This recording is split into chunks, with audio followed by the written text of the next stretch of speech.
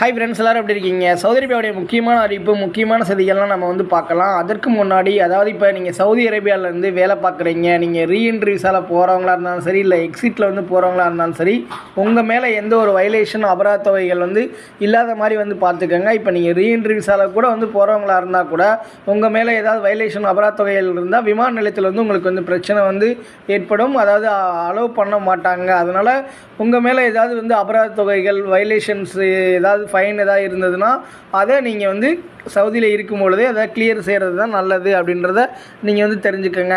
அடுத்ததாக பார்த்திங்கன்னா, இப்போ சவுதி அரேபியாவில் ரீசெண்டாக ஒரு சம்பவம், மோசமான சம்பவம் என்ன அப்படின்னா, ஒருவர் சாலையை கடக்கும் பொழுது அந்த கார் மோதி இதில் உயிரிழந்திருக்காரு. உயிரிழந்ததுக்கப்புறம் 2 மாதம் கழித்து தான் அவருடைய பாடியே ஊருக்கு சென்றிருக்கு.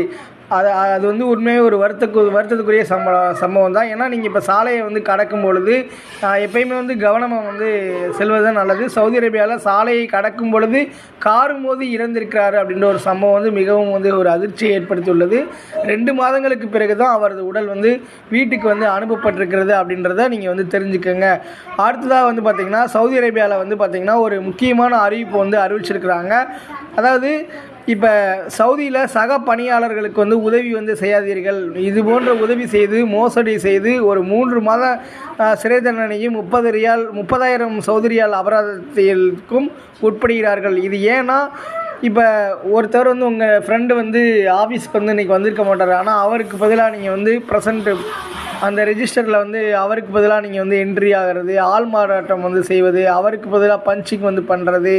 ஸோ இந்த மாதிரி போலி குற்றங்களில் ஈடுபட்டால், அதாவது சக ஊழியருடைய கடமை அட்டையில் இப்போ பஞ்சிங் பண்ணுறது, அவர்களுடைய வருகை புத்தகத்தில் கையெழுத்திடுவது, இது சவுதி அரேபியாவுடைய குற்றவியல் சட்டத்தின் பிரிவு 16 கீழ் போலியாக கருதப்படுகிறது. இது போலி குற்றங்களை கையாளுகிறது என்று சவுதி வழக்கறிஞர் அப்னான் அல்ஹத்தி கூறியிருக்கிறாரு. இந்த மாதிரி சம்பவங்களை ஈடுபடுபவர்களுக்கு, அதாவது கிட்டத்தட்ட 3 மாதம் சிறை தண்டனை, 30,000 சவுதி ரியால் அபராதம் விதிக்கப்படும் அப்படின்னு சொல்லி சவுதி அரேபியா எச்சரிக்கையை விடுத்திருக்கிறாங்க.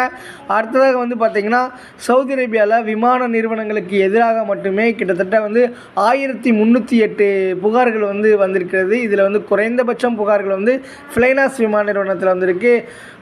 அதே மாதிரி இப்போ அடுத்து பார்த்திங்கன்னா, 2வது இடத்துல குறைந்தபட்ச புகார் சவுதி ஏர்லைன்ஸ் வந்திருக்கு. ஆனால் அவங்க 99% பயணிகளுடைய புகார்களோட தீர்வு சொல்லியிருக்கிறாங்க. அவங்களுடைய புகார்கள் எல்லாத்துக்குமே பிரச்சனைகளுக்கெல்லாம் தீர்வு காண்பித்திருக்கிறாங்க அப்படின்றத தெரிஞ்சுக்கோங்க. எப்போயுமே நீங்கள் சவுதியிலேருந்து ஏதாவது ஒரு விமானத்தில் நீங்கள் பயணம் செய்தாலும் சரி, இல்லை வெளிநாடுகளிலேருந்து சவுதி அரேபியாவிற்கு நீங்கள் பயணம் செய்தாலும் சரி, அதாவது காரணமே இன்றி உங்களுடைய பயணங்களை ரத்து செய்தாலோ, இல்லைன்னா தாமதங்கள் ஏற்பட்டாலோ, அதே மாதிரி உங்களுடைய லக்கேஜை டேமேஜ் செய்தாலோ அதற்குரிய நிலுவைத் தொகைகள், அந்த இழப்பீடு தொகைகள்லாம் பயணிகளுக்கு அந்த விமான நிறுவனங்கள் கண்டிப்பாக வழங்க வேணும். அப்படி வழங்க தவறினால் அது விதிமுறை மீறல்கள் அப்படின்றத சவுதி அரேபியா தரப்புலேருந்து சொல்லியிருக்கிறாங்க. அடுத்ததாக, சவுதி அரேபியாவில் சுற்றுலாத்துறை தற்பொழுது முழுமையாக செயல்படுவதாக சுற்றுலா அமைச்சகம் தெரிவிச்சிருக்கிறாங்க அப்படின்ற ஒரு தகவலை தெரிஞ்சுக்கோங்க. அடுத்ததாக, தற்பொழுது சவுதி அரேபியாவில் வேலை மாற்றம் செய்வர்களுடைய எண்ணிக்கையும் கணிசமாக உயர்ந்து வருகிறது. அதாவது இப்போ ஒரு குறிப்பிட்ட கான்ட்ராக்ட் அக்ரிமெண்ட்டில் பணிபுரிவாங்க. அந்த கான்ட்ராக்ட் அக்ரிமெண்ட் ஃபினிஷ் ஆகும் பொழுதோ, இல்லைன்னா 1 வருஷம் கான்ட்ராக்டை நிறைவு செய்யும் பொழுதோ, தற்பொழுதைய முதலாளி அனுமதியுடனும் தற்பொழுதைய முதலாளி அனுமதி இல்லாமல் சில நிபந்தனையின் கீழே வெளிநாட்டவர்கள் அதிகமான எண்ணிக்கையில் வேலை மாற்றம் செய்து கொண்டிருக்கின்றன அப்படின்ற ஒரு தகவல். Okay friends, thank you.